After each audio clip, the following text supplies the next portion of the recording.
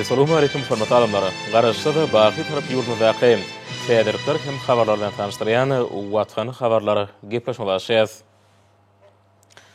Şugun hormat prezident Hudaý Gurbanoğlu Berdimuhammedow Hytaý Halk Respublikasynyň Türkmenistanaky adatdan daşary we dowlat ýaly Siyan Naýçyny gawretdi.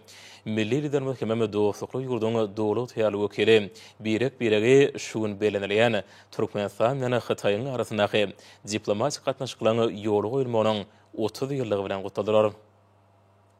Diplomat duşmangy döredlerin mümkinçiligi üçin hoşarlyk bildirip, Hytaý Halk Respublikasynyň başlygy Xi Jinping'in hormatly prezidentimide mehirli salamny we Türkmenistan bilen Hytaýyň arasynda diplomatik gatnaşyklaryň ýoly goýulmagynyň 30 ýyllygy münasibetli gutlaw hatyny şeýlekem milli liderimide Pekinne geçirijek 24-nji gyşky Olimpiýa oýunlaryna gatnaşmaga resmi diplomatik çakylyk hatyny goşurdy. Hormatly prezidentimiz ilçe minnetdarlyk bildirip, Hytaý Halk Respublikasynyň başlygy Xi Jinping'e iň gowy arzuwlara beslenen Türkmenistan bilen Hytaý Halk Respublikasynyň arasynda diplomatik gatnaşyklaryň ýoly goýulmagynyň 30 ýyllygy münasibetli gutlawyny goşurdy. Resmi diplomatik çakylyk hatyna bellenişýäli Hytaý tarapy şu ýylyň 4-20 fevral aralygynda Pekinne gyşky Olimpiýa oýunlaryny geçirer. Şeýlekem çakylykda Hytaý bilen Türkmenistanyň arasyndaky hyzmatdaşlyk gatnaşyklarynyň ýokary derejesini we iki ýurdun döwlet başçylarynyň arasyndaky gatnaşyklaryň dostlukly käpeti edigini nazara alyp, Hytaý tarapy Türkmenistanyň hormatly prezidentini gyşky Olimpiýa oýunlarynyň Pekinne geçirijek açyş dawratyna gatnaşmaga çagyrýanlygy bellenilýär. Hormatly prezidentimiz dostlukly döwletiň dowly ýygytyary wekiline ýene däwrgedek minnetdarlyk bildirmek bilen şeýle diýdi.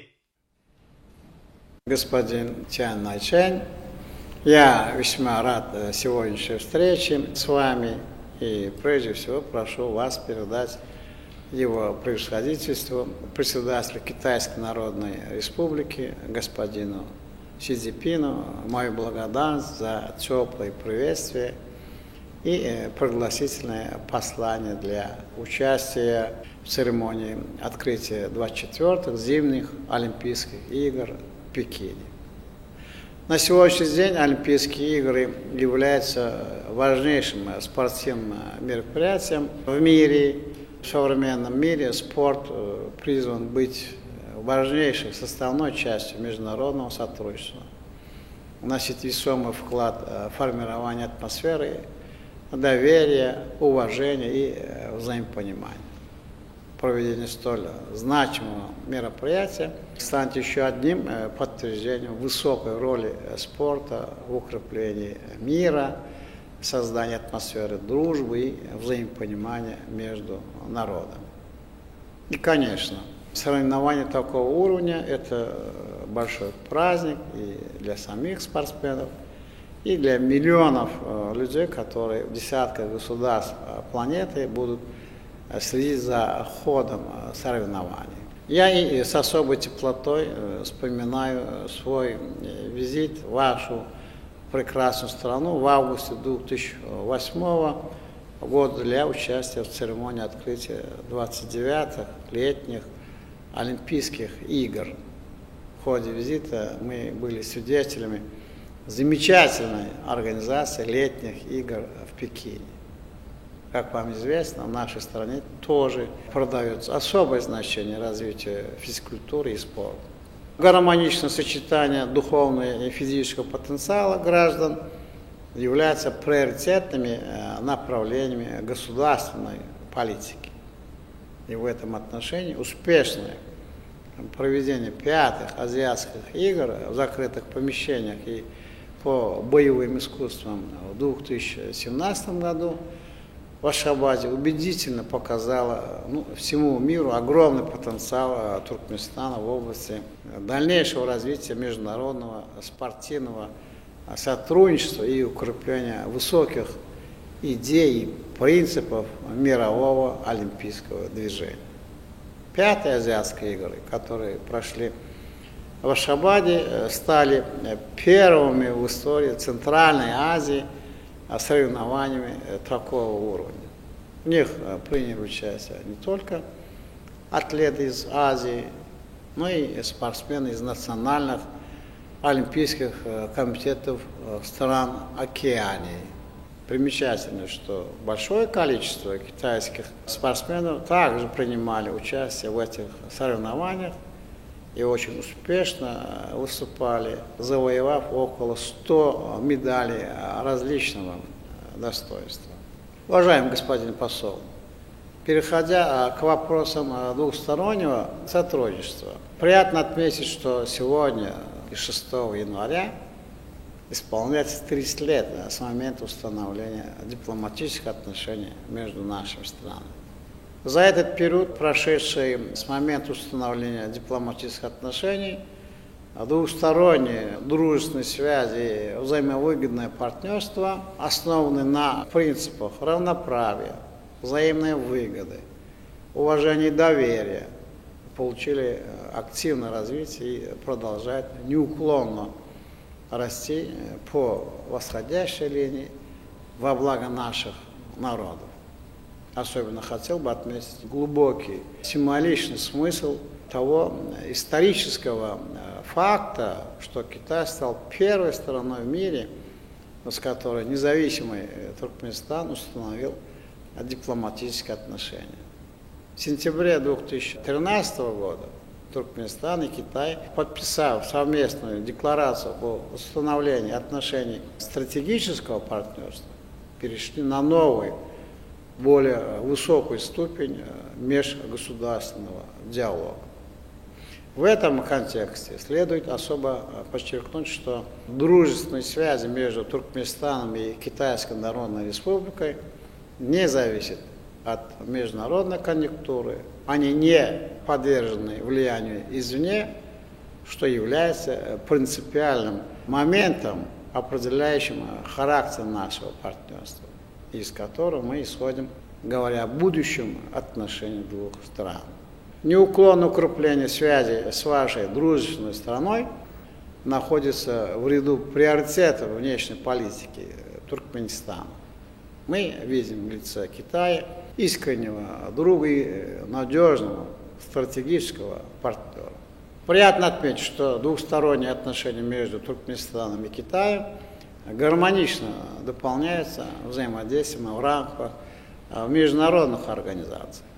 Туркменистан выражает признательность за неизменную поддержку Китаем нейтрального статуса нашей страны, ее международных инициатив и предложений. Наши страны уже на протяжении многих лет успешно сотрудничают практически во всех передовых областях экономики. Это касается и энергетики, транспорта, и коммуникаций, текстильной и химической промышленности. Приоритетным направлением двустороннего экономического взаимодействия традиционно выступает нефтегазовый сектор. В настоящее время успешно эксплуатируется газопровод Туркменистан-Китай, по которому осуществляется поставка туркменского природного газа в Китайскую Народную Республику с нарастающими темпами. Однако необходимо отметить, что наш потенциал еще не раскрыт полностью. Мы должны совместно прорабатывать новые перспективы взаимовыгодного партнерства. И в этой связи необходимо подчеркнуть, что роль Туркмено-Китайского комитета по сотрудничеству, а также и подкомитетов, которые способствуют поиску новых путей экономического и инвестиционного взаимодействия. В нашем двухстороннем партнерстве особое место и отводится культурно-гуманитарным связям. И здесь накоплен большой позитивный опыт совместной работы. Такие сферы, как наука, образование, культура, искусство, стали уже поистине связующими звеньями, посредством которых дружественные отношения туркменского и китайского народов постепенно углубляются.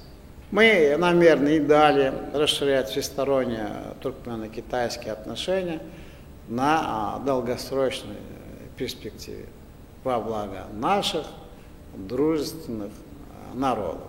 Уважаемый посол, в заключение хочу пожелать вам благополучия и больших успехов вашей ответственной деятельности. Дружественному народу Китая, мира, прогресса и процветания. Пользуясь настоящей возможностью, прошу передать мои пожелания крепкого здоровья, благополучия и успехов председателю Китайской Народной Республики, господину Си Цзиньпину, а также наилучшие пожелания премьеру Государственного совета Китайской Народной Республики господину Ли Кэцяну. Еще раз благодарю вас за сегодняшнюю вашу дипломатическую миссию. Hoş niyetli teller üçin hoşarlyk bildirip diplomat halkyň arkadagy zamanada çygarly 2020-nji ýylda milli liderimiň paratatly ýol başlygyna Türkmenistanyň mundan meýlekde uly üstünlikleri gazanjakdygyna anan bildirdi. Hatayda bitarap Türkmenistanyň ýeten derejesine uly gyzyklanma bildirilýänini aýdyp, ilçi ananşmak esasynda ýola goýulýan iki taraplyň gatnaşyklaryň mundan meýlekde ösdürjekdigini we iki ýurdun halklarynyň bähfetine täze ýurdary bähfetli birlikdäki tassamalaryň durmuşa geçirijekdigine anan bildirdi. Hormatly prezidentimiz bilen bolan duşukdan soň ilçi habarçylamada şeýle gurun berdi. Türkmenistanyň hormatly prezidentine wagt tap kabul edeni üçin tüý sürekden hoşarlyk bildirdim. Men hormatly prezidenti Hatay Halk Respublikasynyň başlygy Xi Jinping'in salamyny we iň gowy arzuwlaryny getirdim. Şeýlekem hormatly prezidenti Pekin şäherine geçirijek gyşky olimpiya oýunlaryna gatnaşmak barada Hatay tarapynyň çakyrygyny owşurdym. Şunun bilen baglykda Hatay Halk Respublikasynyň başlygynyň ýürüýti habaryny getirdim. Şu gün iki ýurt üçin taryhy ähmiýetli bolan şanly gün. Biz Türkmenistan bilen Hatay Halk Respublikasynyň arasynda diplomatik gatnaşyklaryň ýoly goýulmagynyň 30 ýyllygyny bilelikde belliýär. Türkmenistan halkyň arkadagy zamany silip ygran edilen şu ýylda hormatly prezidentiň Pekin paýgasy ýol başlygy netijesinde ägip tuly ödüşleri gazanjakdygyny ananýan.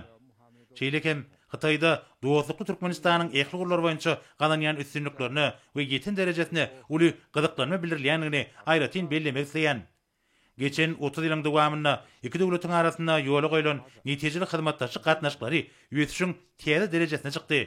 Ähli gurullarda şol sanyna ulug ara gatnaşyk, tügda ykdysady we ýalňyş energetik gurulary boýunça ýola goýulan gatnaşyklar barha berkidilýär we döwletary hyzmatdaşlygy özüniň oňy netijesini berýär. Bu bolsa iki ýurdun halklarynyň bähfetine hyzmat edýär. Bizim pikirimizçe iki döwletiň başdanlarynyň ýokary derejede geçirýän duşuklary, gepleşikleri strategik hyzmatdaşlyk gatnaşyklarynyň barha ösmegini, şol sanyna birek-birege hormat goýmak we ananşmak etatyna ýola goýulýan gatnaşyklaryň işeňleşmegini hemde ýödary bähfetli bilelikdäki tassamalaryň durmuşa geçirilmegini şertlendirýär. Bursatdan peýdaranyp Türkmenistanyň hormatly prezidentine işlerine uly üstünlikleri, jan saglygyny we türkmen halkyna bolsa awadançylyk arzuw edýän. Sag bolun. Soňra hormatly prezident Gurbanoğlu Berdimuhammedow Birleşen Milletler Guramasynyň şagyrdlary gatnaşynyň UNICEF-iň ýurdumyzdaky wekilhanasynyň wezipä täze belenen ýol başçysy Mohammed Fayazyny kabul etdi. Ol milli liderimize ananşykatyny owşurdy. Birleşen Milletler Guramasynyň çagylar gatnaşynyň Türkmenistanyň wekilhanasynyň wezipä täze bellenlen ýol başçysy duşmagy döredilen mümkinçiligi üçin hoşarlyk bildirip, hormatly prezidentimize UNICEF-iň ýol başçysynyň mehirli salamyny we iň gowy arzuwlaryny getirdi. Hemde gatnanyň Türkmenistan bilen diýip bolan netijeli gatnaşyklary mundan meýlekde ösdürmäge uly gyzyklanma bildirýändigini taýyklady. Hormatly prezidentimize UNICEF-iň wekilhanasynyň täze ýol başçysyny jogapkärlik wezipä bellenmegini gutlap, Birleşen Milletler Guramasy we onuň iri ýürütleşdirilen düzümleri, şol sanyna UNICEF bilen gatnaşyklaryň bitarap Türkmenistanyň daşar tiýadatynyň esasy ugurlarynyň biri bolup durýanyny bellädi.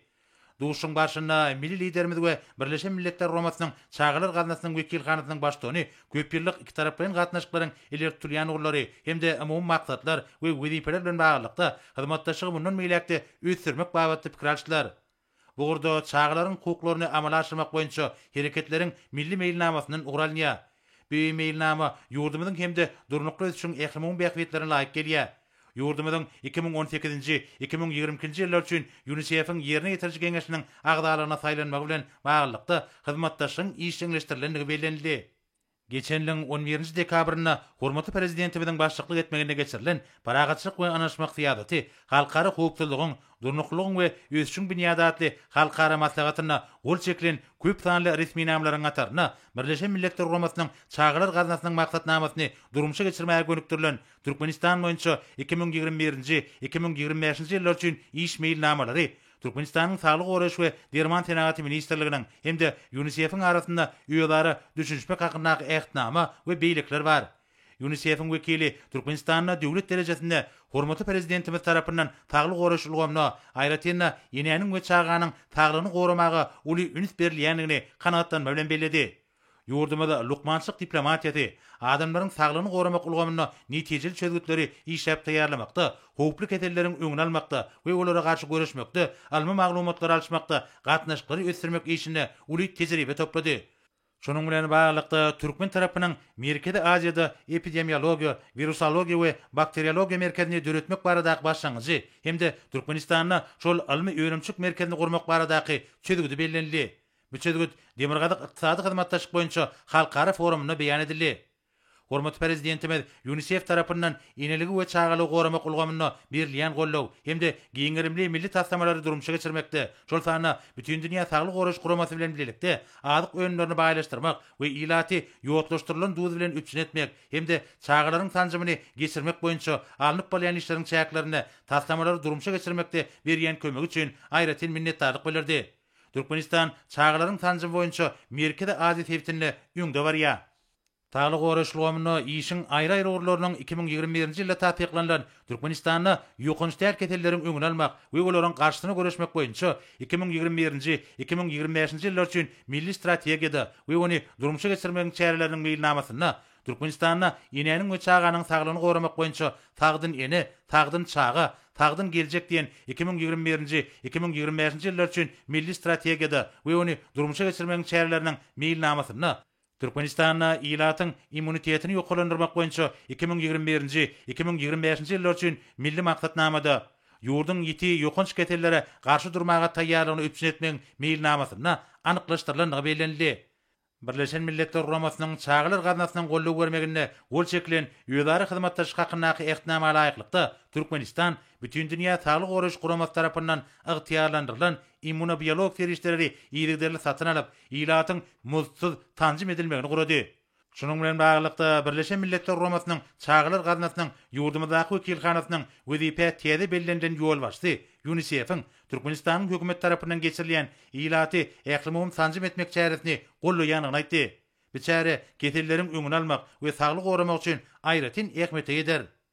Milli liderimiz Türkmen halkynyň belent ruhy ýörelgelerini eýerilip, saglyk babatda mümkinçiligi çäkli çağalary gollamagy uly üns berilýänini bellädi. Munyň özi hukuk kepilliklerining, ykdysady we durmuş çäreleriniň toplumyny gödüňde tutýar. Hormatly prezidentimiz häzirki döwür jemgyýetiniň durmuşyny taňly tehnologiýalaryň aýratyn ähmiýete eýdigini belläp, onuň milli bilim ulgamyny giňden orlaşdyrylýanyny aýtdy. Şoňa görä çağalar baglaryna başlap ýokary okuw mekdeplerine çenli bilim bermegiň her bir tapgyryna zerur bolan kompýuter enjamlary giňden ulanylýar. Internet el ýeterli boldy. Birinji sinip okuwçylarynyň her birine bolsa şahsy kompýuterler berilýär.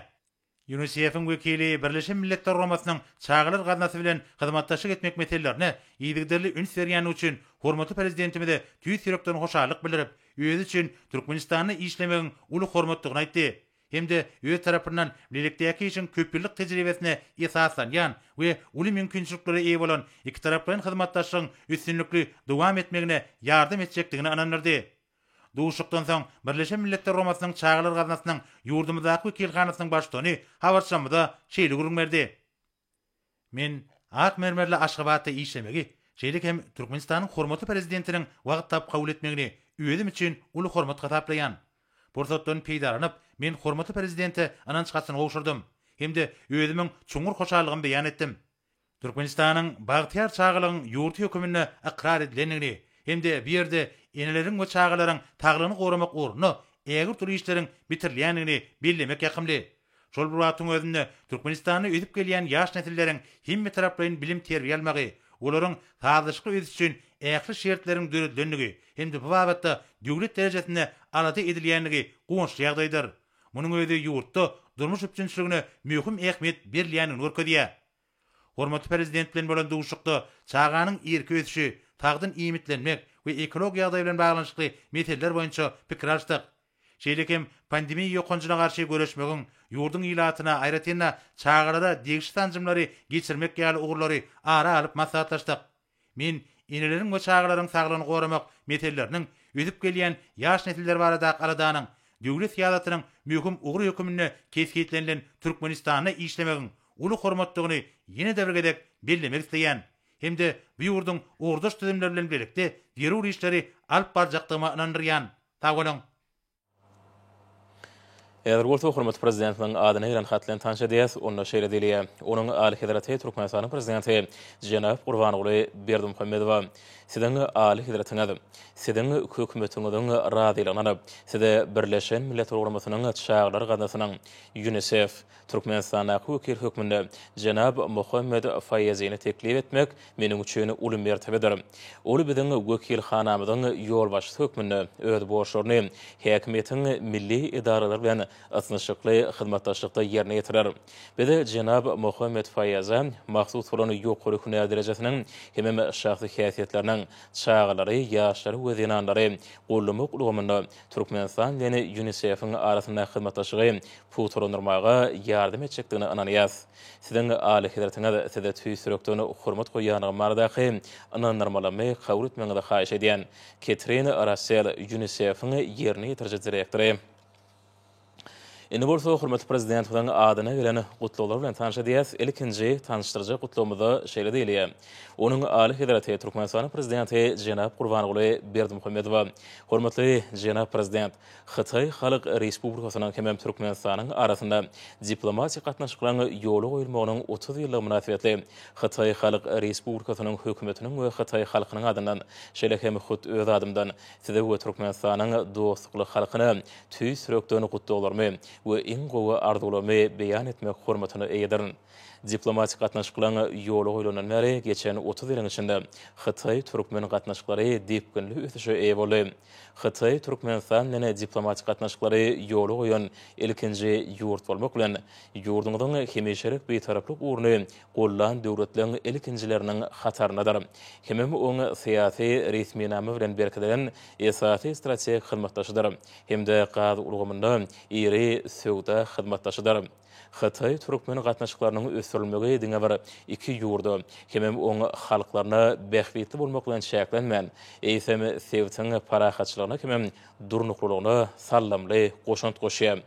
Xitay tarapy Xitay Türkmen gatnaşyklaryny ösürmäge uly üns bermek bilen Türkmen tarapyna ýurduň bähwetlerine laýykly üsüş ýoly bilen öňe gitmekde. Döwlet öz ýaşaryny hem milli garaşlygyny üpşün etmekde. Şeýle hem hemişelik beýtaraplyk uruny ıgrarly bolmakda uly golluk berer. Meni siz bilen ýakyn gatnaşyklary dowam etdirmäge hemde bu abatda iki ýurduň arasynda diplomatik gatnaşyklaryň ýoly goýulmagynyň 30 ýylyň içinde gadanylan üstünlikleri nazara alyp hemme ulgamlarda özara bähwetli hyzmatdaşlygy giňeltmäge iki ýurduň we olan halklarynyň bähwetine Xitay Türkmen strategik hyzmatdaşlygyny birlikde täze derejelere çykarmaga taýýardyryn. Size berkcan saglyk we işiňizde uly üstünlikleri arzu edýän dostlukly Türkmenistany rowaşlyk we berkararlyk, oň halkyna bolsa bagtyarlyk we awadançylyk arzu edýän Sizin Pin Xitay Halk Respublikasynyň başlygy. Bu tutluda şeýle diýilýär. Onuň Ali Hedraty Türkmenistanyň prezidenti Jenab Gurbanoğlu Berdimuhammedow. Siziň Ali Hedratyňa sizi täze ýer bilen gutlaýan we 2022-nji ýylda hemme gowluklary arzu edýän Michael Higgins, Irlandiýanyň prezidenti. Bu tutluda şeýle sözler bar. Onuň Ali Hedraty Türkmenistanyň prezidenti Jenab Gurbanoğlu Berdimuhammedow. Size täze 2022-nji ýylda berkjan saglyk, şatlyk hemde bagyt arzu edýän Miloš Zeman, Çekiýa Respublikasynyň prezidenti.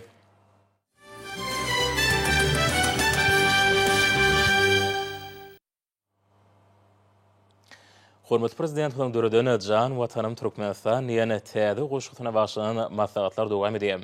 Şugun şeýle maslahatlary ýurdumyň owy hojalyk toplumyny hem bilim ministrligine geçirildi. Obuqujuluk toplumunu arkadaly watanmady beýik ösüşlere betlen ýaratly maslahat we aýdym sazly dawaral çäre geçirildi.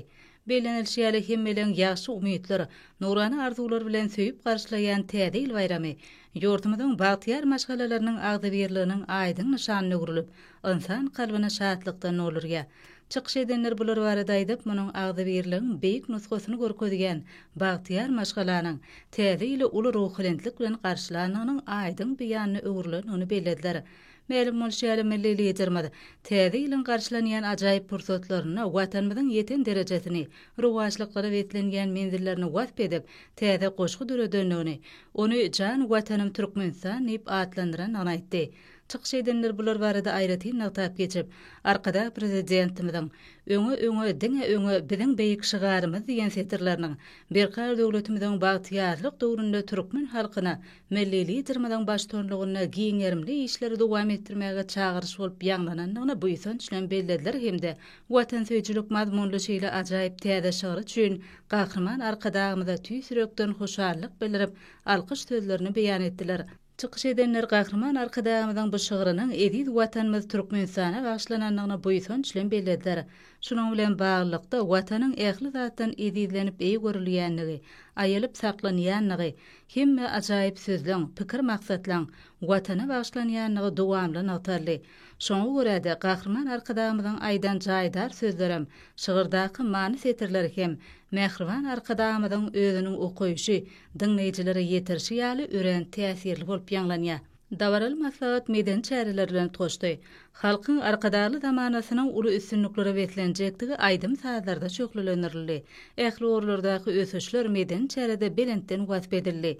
Maslahata gatnaşyjylar hormatly prezidentimize ýüzlenme kabul etdiler. Bilim ministrine geçiren maslahatyny taşıyaly bagtyarlyk döwrümiziň halkyň arkadaly zamanasyny uly ruhylentlik bilen gadamasly. Belenşýäli insanyň kalbyna dörejilik alhamarsa ol hemişe täze eserler döredýär. Hormatly prezident Pulama täze ile garşylanýan pursatlaryna watanymyzyň ösüşine başlanan ajaýyp şygyryny döredip oňa jan watanym Türkmenistan diýip at berdi. Mehriban arkadamyzyň şygyry ilki bilen ýakynlaryny, maşgala agdalaryny okap bermegine de uly many bar. Çykyşlarda milli liderimiziň bu şygyrynyň owadan kalbynyň aýdymadygy, sadadygy, oň setirleriniň ýürekliň töründen ornalyp mehr paýlaýanygy gowunç bilen eleni. Nagtalşýaly hormatly prezident bilen beýtede oşukdan sözüň sadaşygy, many mazmuna baglanşygy, çeperçiligi, aqqynlygy ajaýyp watanymyzyň häzirki ösüşli özgörçlük keşfini gözüňe janlandyrýar. Ony setirlerden ýetilmeli menzilleri aýdyň sehra ýaly ýaýalar bolup alanda-çylýar. Göwüniň alyslary geljege ymtylyp öňe tarap anamly barýar. Täze il bayramynyň beýlenýän günlerini hormatly prezident bilen awtlyklarynyň hem mehriban atasyny özleriniň döredän saz we surat eserler bilen begenleriniklaryny hem ýatlaman geçmek bolmaz diýip çykyş edenler belediler. Munyň özü döwlet başçylygynyň nesiniň dowamdygynyň aýdyň hakykatydyr. Ol türkmeniň ertiriniň barlygyndan ýagtylygyndan hem ýalkymyndan alamatdyr. Şeride çykyşlarda döwlet başçylygynyň beýtede oşukdynyň halkymyzyň milli ýol ýürürleriniň dostugynyň parahatçylygyň ananşmagyň sosyna kwap gelýän ajaýyp owazygy belenli. Oşukda ýer ýüzüniň insanlaryna diňe parahat durmuşy, hoş niýetli gatnaşyklary, awadançylygy, agdybirligi, jewsige çağış bardaky mazmun ýanlanýar. Ýokary ruhlantygy we senene dawaran ahyryna oňa gatnaşyjylar hormatly prezident we ýüzlenme kabul etdiler. Paýtatymyzdaky Türkmenistanyň jemgyýetçilik kurumlarynyň merkezine Matmuradyň ýaşar umumynyň merkezine geçenen we Hytaý Halky Respublikasynyň şeýle-de Merkezi Aziýanyň 5 döwletiniň arasynda diplomatik gatnaşyklarynyň 30 ýyla münasibetli dostluk taryhy boýunça ýaşlar seminary geçirildi.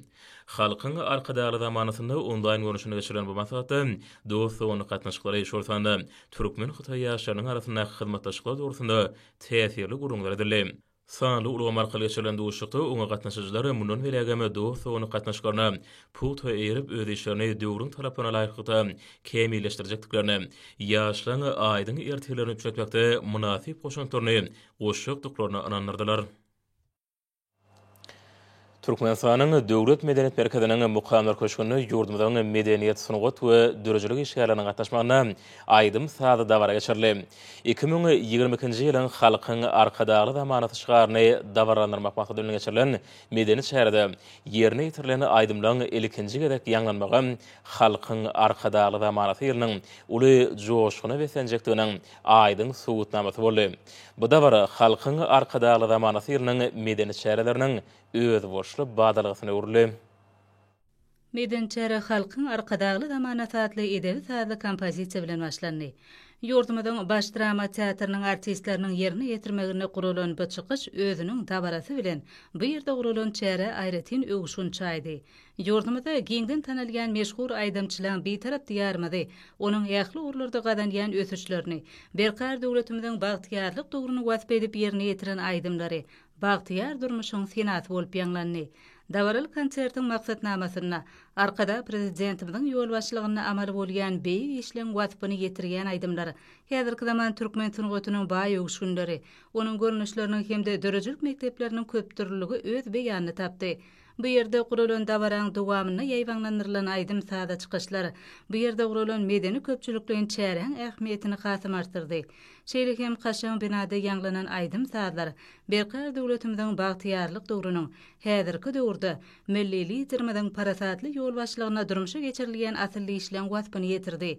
Ýurdumyzyň aýdym saz ustatlary, meşhur estrada ýyldızlary, diňe bir diýarymyzda däl, eýsem onuň daşyna da meşhurlyk gazanan folklor we tans toporlary, özleriniň belent ruha betlenen joşgyny çykyşlary bilen milli sunugatyň köp öwüşgünde ugurlaryny, onuň baý ruhy dawarasyna giňden açyp görkezdiler. Sunugat ustatlarynyň ýerine ýetirmegine ýanglanan aýdymlaryň köpüsi täze ýylyň halkyň arkadaly zamanasy bilen baglanşykly boldy. Munyň özi ýurdumyzda arkada prezidentimiziň ýol başlygyny öňe sürilýän başlangyçlaryň halkymyz şol sany sunugat ustatlary tarapyndan giňden ikrar edilýändiginiň nowatdaky beýanyna uruldy. Mukamlar köşküniň Kaşan sahnasyna ýanglanan aýdymlar bu ýerde gurulan dawaran şatlyk şowkuny belende götürdi. Aýdym sada çykyşlar arkada prezidentimiziň halkymyzyň ýokary derejeli ýaşaýşy, sunugat ustatlarynyň öňürçülükli işi uruny edýän aladasyna çoňmur hoşallygyň beýany bolup ýanglandy. Dawaran dowamyna ýanglanan joşgunly aýdymlar halkymyzyň mehriban watanymyzda milli liderimiziň parasatly ýol başlygyna bitirilýän beýik işlere, berkar döwletimiziň bagtyarlyk dogruny bolan bu ýysanjynyň senasyna uruldy. Ol watanymyzyň arkada prezidentimiziň ýygy derli tagalasy netijesini ösüşleň belentliklerine we nurany geljegine tarap bede wady bilen anamly gadam urýanyny aňladýan pursatlar boldy. Meşhur aýdymçylaryň bir tarap diýarmyz barada ýerine ýetiren aýdymlary, mukamlar köşkünde ýaýwanlandyrylan bayramçylyk ruhynentligini hasam artdyrdy. Konsertiň maksatnamasyna häzirki zaman türkmen sunugatynyň baý öwüşünleri, onuň görnüşleriniň hemde dörejilik mekdepleriniň köpdürlügi öz beýanyny tapdy.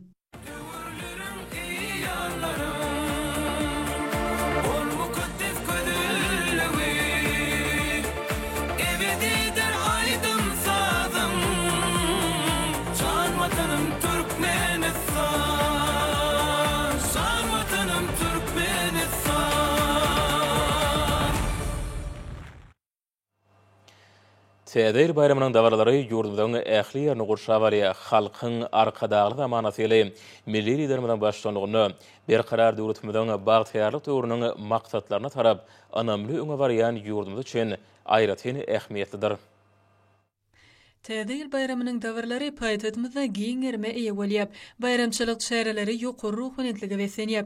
Berkarar döwletimiziň bagtyarlyk döwrüni bayramçylyk dawarlaryny ýokary derejede geçirmek boýunça hormatly prezidentimiziň öňde goýan wezipeleri üstünlikli ýerine ýetirilýär. Dawarlara gatnaşylan şatlygy, begenji, gülleýän watanymyza hormatly prezidentimize bolan süýgüni alamatlandyrýar. Dawarlar hemmeleri şatlyk bilen gurşap alýar. Ol paýtaýatymyzyň welaýetlerimiziň dürli künçegini medeni ocaklarda, seýilgäklerde geçirilýän bayramçylyk çärelerine aýdyň doýulýar. Dawarlaryň mekdep okuwçylarynyň gaşka deň ýaşlary bilen utgaşmagy ören ähmiýetlidir. Hormatly prezidentimiziň beýik ýeşeri watanymyzyň gülläp ösmegi, türkmen halkynyň hal ýagdaýynyň gowlandyrmagyna gönükdirilen düýpli özgertmeleri dawarlaryň içinden erşarga çol geçýär. Ýokary ruh bilentligi besenen çäreler raýatlymyzyň bagtyarlygynyň aýdyň nyşanydyr. Ruh bilentligi besenýän dawarlar hormatly prezidentimiziň beýik özgertmeleri netijesinde ýurdumyzyň yurdumuzda yetilen belen sepkitlen özboşly beýanyny urlyap, davrlara bedeg berýän ajaýyp owodonlyk biziň her bir günümizde mahsusdyr. Ol berqarar dowlatynyň bagtyarlyk döwrüni hormatly prezidentiň tarapyndan amala aşyrylýan işleň üstünliklere besenmek bilen berk baglanyşyklydyr. Davrlar watanymyzyň ähli wagtda ösüşleri tarap önemli öňe barýanlygynyň, hormatly prezidentiň beýik özgörtmeleriniň rowaşyklara besenýänliginiň aýdyň alamaty bolup, buýsunç duýgusyny döredýär. Hormat alymlar, nurda yurdumyň raýatyny we paýtagtyny Aşgabatda 6-njy ýanwarda saat 20-den 7-nji ýanwarda saat 20-de boljak howa bardy. Türkmenistanyň howa maglumaty ulugyny berýän habar bilen tanşaryň.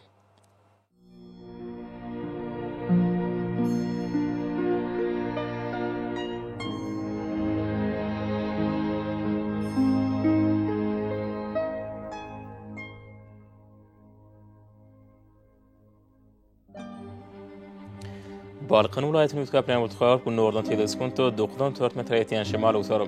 Howa gijetine norlany 5 hafta şene günnüdine 11-16 gradus, kenary hatraparna 6-11 gradus maýly bolar.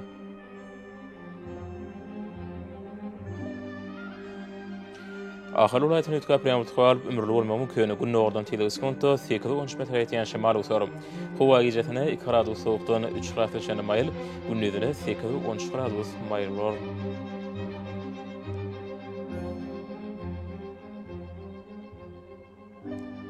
Margu vilayatynyň ütkaplan ultgar ömürli bolmagy mümkin gün nordan teleskonto 7-12 metr ýetýän şemal usar. Howa gijetine 1 gradus sowukdan 4 hafta şene maýl, günnüdine 6-11 gradus maýl bolar.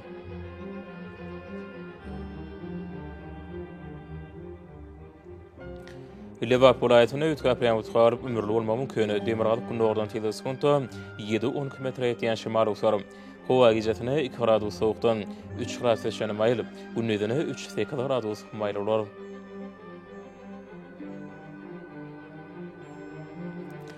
Daşowut vilayatynyň ütkaplan ultgar ömürli bolmagy mümkin gün ortagy nordan teleskonto 8-13 metr ýetýän şemal usar.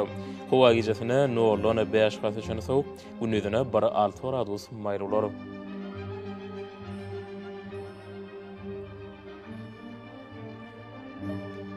Paýtagyň Aşgabatda ütkaplan ultgar emirden ömürli bolmagy mümkin gün nordan teleskonto 8-10 metr ýetýän şemal usar. Howa gijetine 1 gradus sowukdan 1 gradus şene maýl, günnüdine 9-11 gradus maýl bolar.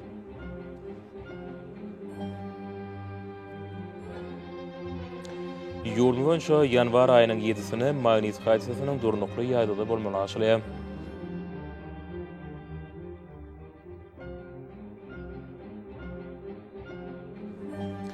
Ede vatandaşlar gyş pasyny howanyň derejesiniň peselýäniňi nazarlyp, pasylaryň aýra sınıflaryna laýyklyda geýinmegi. Şeýleheme häzirki wagtda howada tozan bölejikleriniň hadadan 6 oturum artmagy bilen baglanyşykly howanyň adamyň bedenine ýetirip biläjek. Oňoýsuz täsirleriniň öňalmak maksady bilen agydy burun örtügini ulanmaklygy maslahat berýär. Mehriman ýylaşar, bulary berk berjaý etseňiz, ýylyň islenip pasyny öz saglygyňyzy gorap bilersiňiz. Mehriban adamlar, şununla watan habarlary peşiňize jemleýäs. Berqarar dowlatymyzyň bagtyarlyk döwründe ata watan Türkmenistan ähli wagtlarda ösüşler esenýär. Ähli ösüşleriň ödenine bolsa halkyň bähidi bar. Çünki biziň ýurdumyzda döwlet adam üçindir. Hoş sağ bolun, edi dileşerim.